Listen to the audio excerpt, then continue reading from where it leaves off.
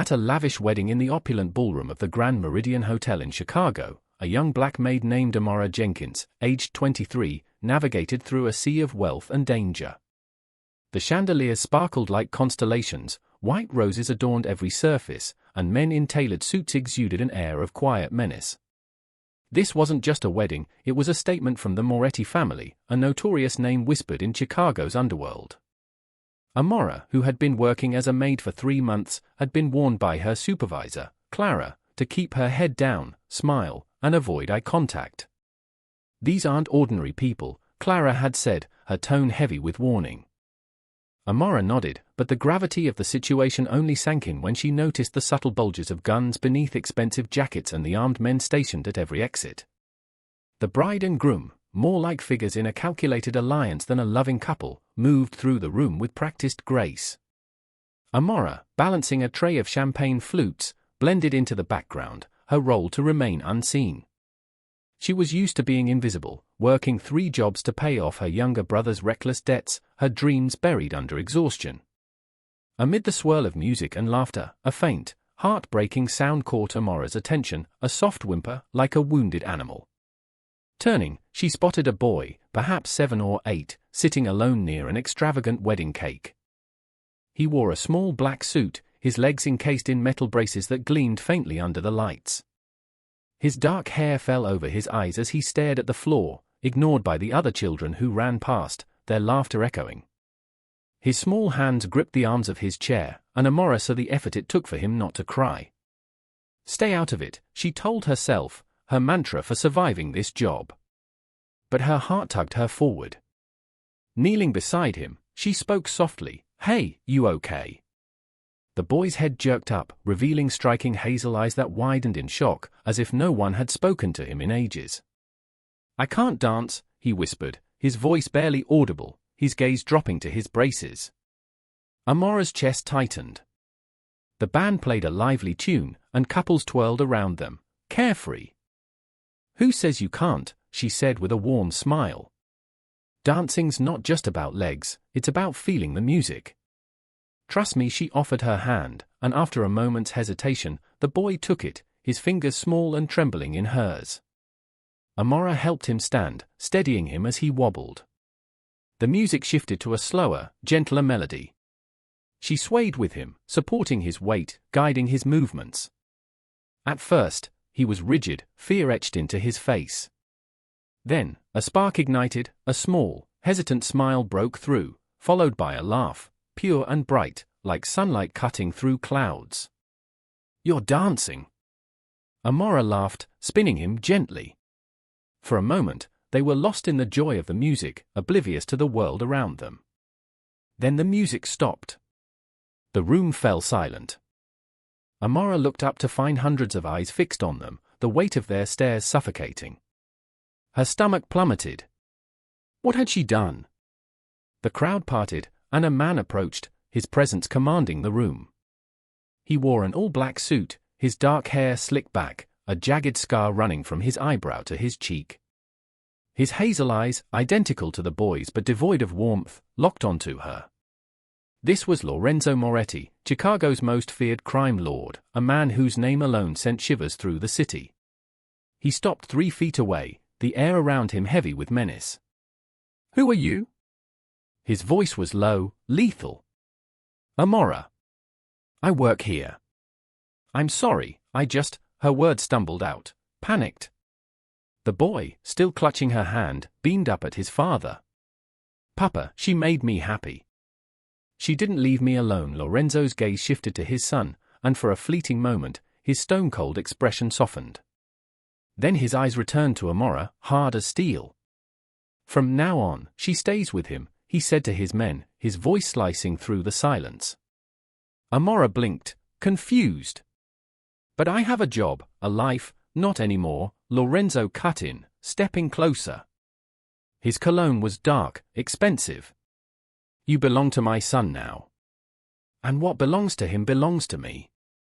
3 days later, Amara found herself in the Moretti mansion, a sprawling estate with marble floors and gardens that looked like they belonged in a film.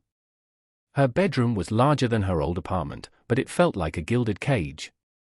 The boy, whose name was Nico, hadn't left her side except to sleep. He was a bright light in the suffocating opulence, but Amora felt trapped. "Miss Amora, breakfast time," said Rosa, the elderly housekeeper assigned to her, her kind eyes tempered by unwavering loyalty to Lorenzo. At the dining table, Nico's face lit up when he saw her. "Look, Amora," he said, pointing to his braces. "Papa says I might get new ones soon." Amora forced a smile, her heart heavy. She loved Nico, but the weight of her situation pressed down on her. Lorenzo was rarely seen, always coming and going in black cars, surrounded by men who carried death in their eyes. During a rare moment alone, Amora checked her phone, newly upgraded by Lorenzo's men, likely monitored. 17 missed calls from her brother, Jamal, stared back at her. Her stomach twisted. Jamal, 21 and reckless, had been her responsibility since their parents died. She dialed him, and he answered immediately, his voice frantic. "Amora, where are you?" "I'm in trouble, $50,000 worth of trouble. I borrowed from the wrong people's." Her heart sank. "Who?" she demanded. "The Moretti family," he admitted. Before she could respond, her phone was snatched from her hand. Lorenzo stood behind her, his presence chilling. He'd appeared without a sound. Raising the phone to his ear, he spoke calmly, "Jamal Harris, this is Lorenzo Moretti. You borrowed $50,000 from my organization. You knew the terms." The Mora heard her brother's panic breathing. "Your sister's been living in my home for 3 days, caring for my son," Lorenzo continued. "Did you know she was here? Did you send her to that wedding?" Jamal's protests were frantic. Lorenzo hung up, tossing the phone aside. "I didn't know," Amora pleaded, tears burning her eyes. "He's an idiot, but he's my brother. I'll pay you back." Lorenzo tilted his head. $50,000? You'd need decades at your wages. Her knees weakened. "Then what do you want?" He studied her, his gaze unreadable. "Your brother's debt is nothing to me. I spent that on cigars last month. But you gave my son hope. He hasn't smiled since his mother died 2 years ago. That's the debt I care about." "You stay." Amora's breath caught. "That's not fair." Lorenzo's laugh was cold. "Fair? Your brother gambled with my money. You danced with my son. Now you both belong to me. If you run, Jamal pays in blood." In Lorenzo's office that night, his right-hand man, Carlo, spoke bluntly. "She's a plant. It's too perfect. Her brother owes us. She gets close to Nico. Someone's playing you." Lorenzo didn't look up from his papers. "Her background's clean. No ties to any families." Carlo pressed. "That's what a plant looks like. Innocent. Sympathetic. She knew you'd notice her kindness to Nico." Lorenzo's jaw tightened. "Are you questioning me?" "I'm protecting you," Carlo replied. "Watch her. If she's working for someone, she could hurt Nico." Lorenzo nodded, unconvinced but wary. For 2 days, he observed Amora like a hawk. She taught Nico card games, helped with his physical therapy, read him stories with silly voices that made him laugh. She asked for nothing, never pried into Lorenzo's business. If she was a plant, she was flawless. On the 3rd night, Lorenzo heard Nico's cries from a nightmare. He moved toward the room but stopped. Amora was already there, in an oversized t-shirt, cradling Nico. "It's okay, sweetheart," she murmured, rocking him. "I'm here." Nico sobbed. "Mama left me." "Everyone leaves." Amora's voice was steady despite her own tears. "I'm right here, Nico. I'm not going anywhere." Lorenzo watched, his heart twisting. She sang a lullaby, his late wife's lullaby. When Amora met his gaze in the dark, he asked, "How did you know that song?" She blinked, surprised. "My mom sang it." It felt right. Lorenzo believed her sincerity, but Carlo's warning lingered. "Get some sleep," he said, his voice colder than he meant. Across town, in a smoky back room at Frankie's diner, Vincent DeLuca, head of a rival Italian faction, plotted with his men. Rumor is, Lorenzo's taken in a maid who danced with his kid, Vincent said, studying photos of Amora and Nico. The boy loves her, and Lorenzo's obsessed with keeping her close. His consigliere, Sal, grinned. Two weaknesses now, not just one. Vincent's plan was ruthless: target Nico and Amora at the upcoming gala, a neutral ground event where Lorenzo would be forced to bring them. We grab the kid in the parking garage, Vincent said. Russo will hand over the North Side territory to get him back. If he refuses, we kill the boy in front of him. The Maid's collateral damager in Detroit, the Russian syndicate's leader, Ivan Petrov, heard similar whispers. Let the Italians strike first, he told his informant. If Russo survives, he'll be weak. Then we move. 3 days before the gala, a sapphire blue dress arrived in Amora's room with a note in Lorenzo's handwriting: wear this. Stay visible. Stay safe. Nico bounced on her bed, excited. You'll look like a queen. Rosa, the housekeeper, smiled.